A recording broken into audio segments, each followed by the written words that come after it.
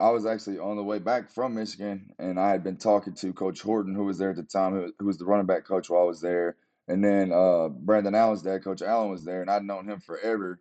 And I don't know if you guys remember Brandon Barnett, but he was from Texarkana, and he's, we were buddies, we're close in age. And I was on the phone with him, and I said, "Where you at?" And he said, "I'm at the stadium." I was like, "Well, who's around you?" And he's like, "Well, Coach Allen's right here, and Coach Horton's right here." And so he gave him the phone, started talking to him. They called me back and they said, "We just talked to Coach Petrino. He wants you to come to the Hill on your way home." So I called my parents and I'm talking to them. And, after everything that had happened in Atlanta, they were a little skeptical. They wanted to fill it out. So they met me in Fayetteville. Obviously, I'd seen the facilities forever. I knew the facilities. I just wanted to see the offense. I wanted to see the person, who he was bringing with him. And we sat there for 30 minutes and just in the team meeting room, he was showing me his offense. And then after 5 minutes, I looked at my dad and I was like, he said the same thing. He was like, "Yep, that's what this is for you right here." And I was like, "Yep." So it was pretty much Louisville film, like with Brom, and he was showing it to me. And he was explaining, like, okay, if we're running an option route right here, and he's on this lever, just gotta go that way. If he's on, that way, and I was like, okay, so we're not just stuck, in a route. We actually can run up in the Big Ten, there wasn't a lot of that. There was a lot of play action. There wasn't a lot of shotgun, and so it was just something that I was just like, yeah, I like this. And then we just kept adding on to that afterwards. With the pistol stuff we brought with Coach K when he came from Nevada. We added a lot of that stuff too, which I really liked. Because it just gets you an extra half a second or two. When you're in the pistol doing play action, especially when you run the ball out of the pistol. And so it was just, I mean, I couldn't ask for a better style of offense to play in. Because before that, I was supposed to go visit Alabama, A&M, and Tennessee. So that's where I'd originally set up visits to after I was leaving. Tennessee, just because my offensive coordinator from Michigan was supposed to get the job there.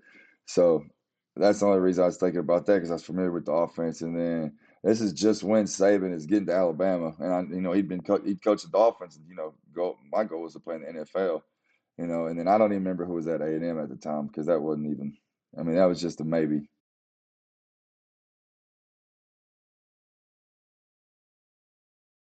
The mindsets were different. I will say that the mindsets were totally different, because the way that Petrino and them recruited, it was a lot more like, we want some dogs now. Now there was some dogs before, no doubt, but I don't know. I just think that the killer instinct, the killer mentality was a lot different.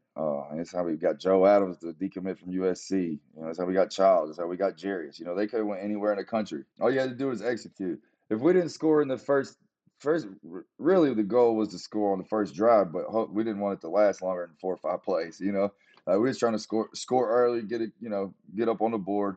And the second drive, it was same thing. Go for the jugular.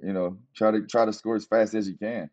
We thought a thing like we used to game plan where, okay, they're not going to think we're going to do that. Because there's things that just a lot of coaches just won't do. And so I think we were pretty abstract in our thinking and how we designed our game plan, and I think that helped our offense, because you didn't get bored in that offense. Like I mean, there were certain guys that had their certain plays every game. Like Jerry has had like a 12 play, get the ball to 4 on the play sheet.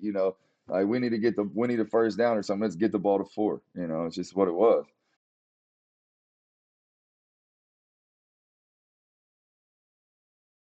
I was never disrespectful to him. We might have had words every once in a while, but it was because, it wasn't ever really, just out in front of everybody. Most of the time it's behind closed doors and we'd talk it out. I think it's because we spent way too much time together. I think that's why we used to get mad at each other all the time. Because we'd have talked about something and he would have forgot what he told me, or I would have did something that he didn't want, and it would just, it was just, I mean, it was a player coach relationship. I got the perfect example for you though. I got you. Mississippi State in Little Rock, the first year I got to play. Okay. Mississippi State's bringing double edge pressure, and we have a naked on, which, fake a handoff, roll out. Well, you don't really want to run a naked with the blitzer off the open side. Well, I left it on because we were in the red zone. I was like, I'm going to get this ball out. Fake the handoff. Guy in the flat's not open. I find Jay right in the back of the end zone, throw a touchdown. I get to the sideline, and I'm just getting absolutely dog cussed. And I go to the bench. I remember seeing this on TV because it shows it just after. I go to the bench, grab my helmet, and I went to pull it up because I was mad. And like my fingernail caught my nose. So I had like a piece of skin that was not there no more. So I got the trainer over there giving me second skin. I got Petrino right here just getting me. And there's the TV camera right there. I'm like, that was great. That's awesome.